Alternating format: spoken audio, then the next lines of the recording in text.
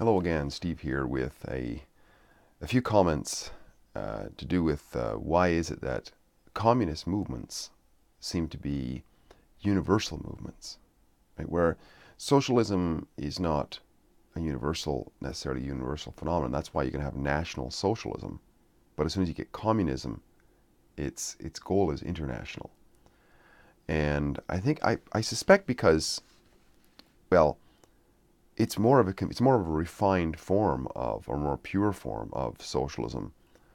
And basically, maybe it's because they figured out that in order for communism to perfectly succeed and everybody be on the same wavelength, they have to get rid of the potential for the minds of the propagandized masses to wake up to other forms of success, right? Or what actually works better.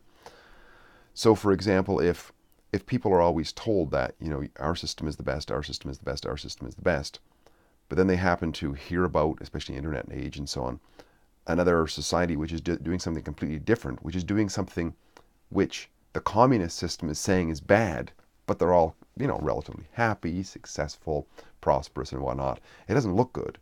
So once international, if you can put down all those examples of the evil capitalists, then you might be able to. The idea with the communists probably is that you can eventually have everybody propagandized enough to believe that egalitarianism, where everybody is sort of equally pathetic, is the way to go. I think that what we can learn for ourselves with this is that there's a tendency within us human beings sometimes to be resentful towards the success of others. And communism, as I see it, is resentment on a mass scale.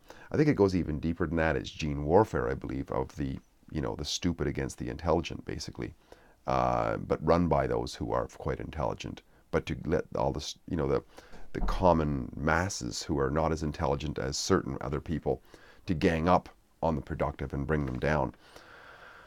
Because it's a funny thing, really. Because under communism, everybody eventually starves.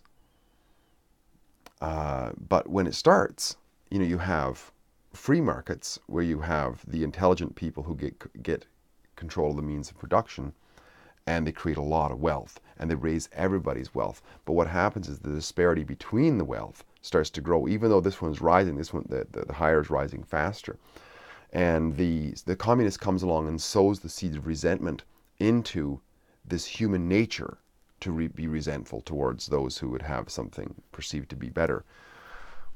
And even though their standard of living is rising, because these are rising faster, what they tell the masses is these people are stealing from you. So, nobody wants to be stolen from. So if they believe it, then they resent these guys, and they are able to vote in democracies, which is a form of communism, to take away the wealth. But what they don't realize is that when you take away the wealth, that's why we were rising, right? And then everybody collapses into a despair. But it's and we got to watch that within ourselves, this tendency to resent others. And I would say that it's actually healthy for us to celebrate the genuine successes of others. And when other people succeed and become very prosperous, it allows us the potential to become more prosperous, because they might want to do business with us and trade with us and whatever. People who have surplus have the ability to raise the standard of living of everybody, because they want services and goods as well.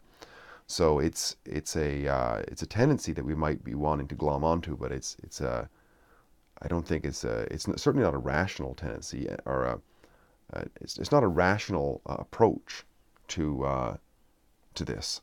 And it's a destructive approach to this, because the productive in a society help everybody else to be productive and to have their standard of living rise.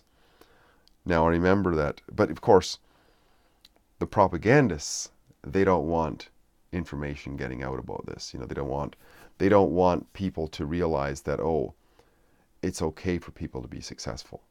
They want to keep preaching that it's not.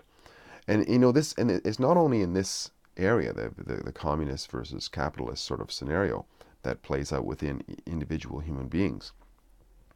But even just in terms of, unjust so-called justice systems, I remember the story of this guy who was in jail, and he knew quite a bit about law, apparently. So he was teaching the other prisoners about their rights, and like what he realized is that most of the people who were in there had never actually harmed anybody. So what he started telling them is actually that you are in here is an injustice. The criminal is the one who's holding you in here. And they never thought of that. They thought they had to follow all these rules that they'd never agreed to. But they hadn't harmed, like this guy who was, he was supposed to have received this injunction somewhere that somebody said he was supposed to show up to court because he was falling down drunk one night or whatever, but he didn't. There's no evidence, nothing ever that he harmed anybody. But then because he disobeyed some judge or whatever, he's in jail. And this guy was teaching these people in the jail that the fact that you're here is the injustice, and the real criminals are the ones who have you here. And because he was teaching this stuff, and of course the jailers know that he's right. They know absolutely he's right because they're smart enough to figure it out, right? So what did they do as a solution? Well, they lock this guy in solitary confinement so that he can't talk to the other prisoners without any paperwork or anything. They basically some of the jail guards are confounded. Why is this guy in solitary confinement? Until one of them finally found out that unofficially he was there as a political prisoner to be held away from the other, because he wouldn't want to. It was a terrible idea that the lowly prisoner schmucks in there should actually know how to think and what their rights were and what was true. So this is the same thing that I think the communist approach to stifling free speech and to stifling conversation about the merits of freedom, which free enterprise is part of it. Free markets are part of it, part of freedom, is because deep down inside they know it's right. I mean, the communists, the reason that the Soviet Union and these places lasted as long as they did is because they had to rely on donations from the so-called evil West in order to feed their population.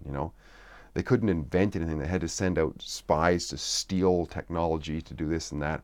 They knew damn well that the higher ups, that their system doesn't work. But in the meantime, they're living in Dakas. They get free hookers and everything else. They're living it up. So they don't want the lowly masses to know about it. So they want to internationalize it, to be able to kill as many truth talkers and intellectuals and anybody who's a threat to them, any of the competing intelligence. They want to kill them off as much as possible. And you see that whenever there's a totalitarian, any kind of a collectivist system, communists being the worst in the 20th century, is they go on an amazingly hellish purge of everybody who disagrees with them, because they don't want information. They only want one form of information coming out there, which is the propaganda. And if you're not online with that propaganda, you're ill. So you're able to be gotten rid of. So I think there's a lot we can learn about geopolitics. There's a lot we can learn about why society does what it does by studying these sort of trends. And there's also something we can learn about ourselves in sometimes our tendency to resent the success of others, whereas the wholesome and beneficial way for not only them but for ourselves is to celebrate the genuine successes of others. Because through the genuine successes of others, we have greater capacity to be genuinely successful. Because genuinely successful people have surpluses, and to get involved with them in some way, that surplus is going to spill off onto us in the same way that when the more business adept people in a free society will rise in their wealth, they will also draw up the working classes with them. But the communists come along and they see the resentment. They just show the difference between the two, which is always going to be there. It's even there in the communist system, right? They create their communist utopia. You still have the Stalins and the Lenins and so on living in their dakas, right? I mean, Chairman Mao didn't live like a peasant. Not a chance. The guy got fat. You know, you look at the average peasant, they're as skinny as a rail. You know, there's no equality. There's equality of all the underlings, maybe, and those who get their heads stomped on. But there's not equality of those who are taking control of it. And but that's just the nature. That's the nature of this thing. Is it's not about truth. It's about power and grabbing power any way they can. And I think we have to be aware of that within ourselves, that we don't jump onto that tendency of wanting to resent the success of others, but rather to celebrate the success of others, because the success of others can certainly help us with our successes as well. That's as I see it anyways. Steve here, going great chatting. Hope to talk again soon. If you like what I'm doing, please like, subscribe, and share, and make comments. I love to see comments as well. Talk again soon. Bye for now.